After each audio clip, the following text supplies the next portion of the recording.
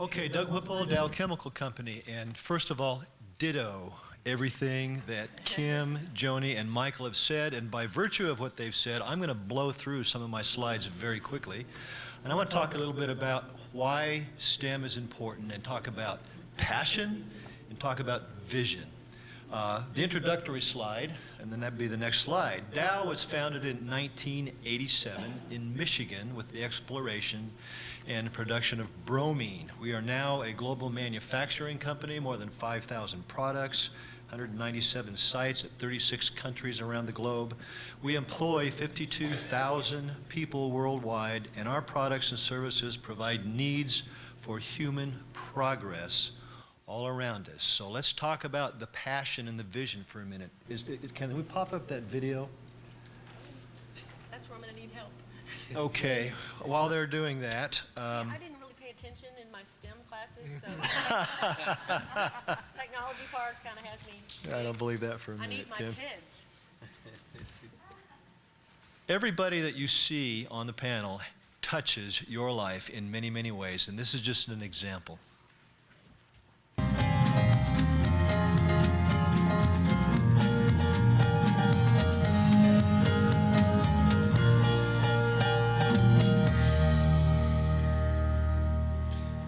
Now, doesn't that just excite you about getting your children and your grandchildren all enthusiastic about sciences and technology and engineering and math so they can be a part of development of products that help provide those needs for human progress? Every one of my colleagues up here could show you something very similar in what their companies do.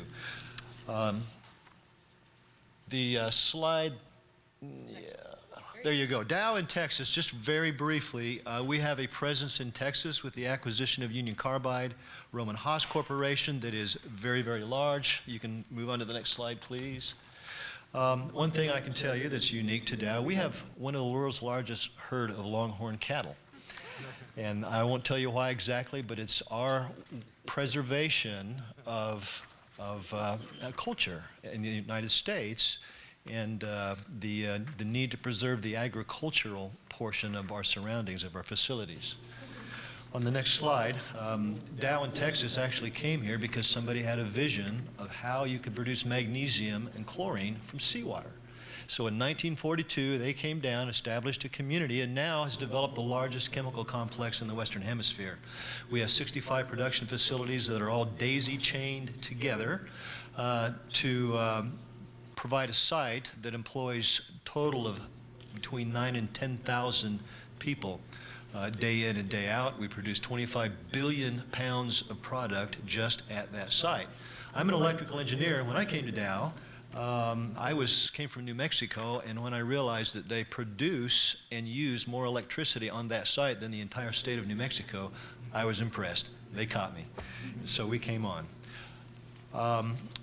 One bullet point on the next slide that I just want to emphasize is this is a burning platform. You picture yourself, you're out on a platform and it's burning and you have to do something. So for us, we see a growing shortage of the talent and critical skills in science, technology, engineering, and math. And I, for one, on behalf of my company, am grateful for those of you who are here with that passion. On the next slide, I just want to emphasize 2 points. First of all, innovation. As we look at growth and where the jobs are going to be, that almost all of the 30 fastest growing occupations in the next decade will require backgrounds in math, technology, engineering, and science. Also, we see that it starts in the K through 12, but right now, short-term working creatively with community college has a huge potential. So we're very interested and invest a lot in those partnerships with our community colleges, and we really appreciate that work. On the next slide, some things that are challenges that we face. Announced growth projects. Kim talked about it, several folks have talked about it, but there is extraordinary demand for technical and professional talent over the next 5 years or so, and more particularly for the 2-year technical degrees and the skilled crafts. We foresee a shortage, and for that reason we have a burning platform to work with you as the educators and others in ensuring we can get people in that pipeline quickly. One other thing, a paradigm that paralyzes us sometimes. 2-year technical degrees are seen as being less desirable than any 4-year degree. We had some folks go out into a local community, talk with the students, tell them how well they could do with the 2-year technical degree, how much money they could make, and we had parents calling us offended that we were luring their children to a substandard degree, although they would be guaranteed a job and they would be making far more money than many of the 4-year degrees that they're obtaining. So there's a paradigm that we need your help in overcoming in society all the way into our families. On the next slide, just a quick graphic. If you look at demand just in Texas Gulf Coast over the next few years, on the left-hand side being current level, as you look down into March, April, or May of 2016, a net increase of 23,000 workers are needed to build and operate these new facilities announced to come online. So maybe that gives you a perspective. Okay, we're going to skip the next slide and just skip all the way through that if you would, Kim.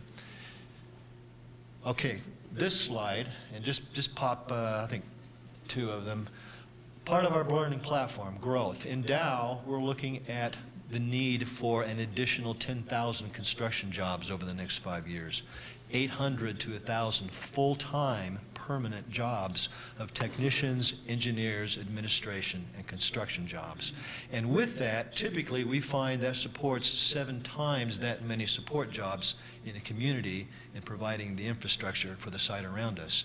In addition to that, 20% of our workforce is at or near the end of their career, and we look for an attrition rate of just on our site alone, 200 to 300 jobs, 250 to 300 jobs per year. Now a little bit about our core beliefs. We believe science and math must be, as you do, relevant and exciting to attract our youth to all of these promising careers.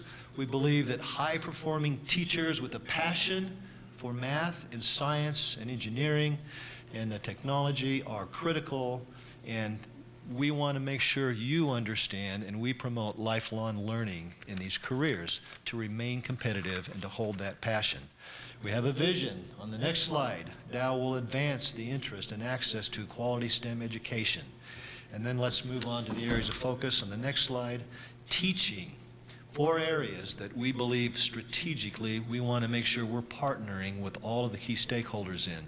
Improving teacher skills through mentoring and formal training. On the learning side, making sure that our students have hands-on learning opportunities as we partner with you and with others.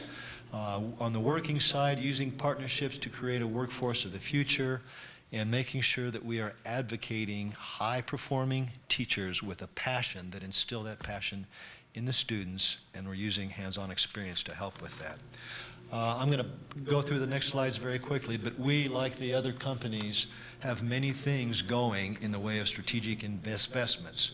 One such is working on professional development mentoring through the new Science Teacher Academy. On the next slide, a You Be the Chemist online. If you type in youbetheChemist.com, it's a help for the teachers and where students can actually go in and understand more about chemistry. On the next slide, one application of that is a You Be the Chemist challenge. So it's the spelling bee of chemistry that's a competition that motivates the kids to be interested and passionate about chemistry. And then teacher development is another area where we actually provide scholarships, financial aid. We work with teachers in our communities, and we send them to the Smithsonian and other science institutes to help in their education and understanding and passion for the science that they teach. On the local side, we provide funding to all of our local school districts to help supply their schools, etc. And then finally, an example I want to show you of how to make science fun. These last couple of years, we have provided a launch site, a rocket launch site for students from schools throughout the Houston region. And these students essentially take course curricula for 2 to 3 years that prepares them to design, build, and launch real rockets. First year, 1 mile, 1 pound, figure out how to send that up in a rocket. Second year, you break the sound barrier. third year, you send a rocket, you build a rocket, you take it to White Sands Missile Range, and you go suborbital. So let's play this quick video so you can just kind of catch one way that some are successful at really helping people have a passion. And just click on it there. There you go.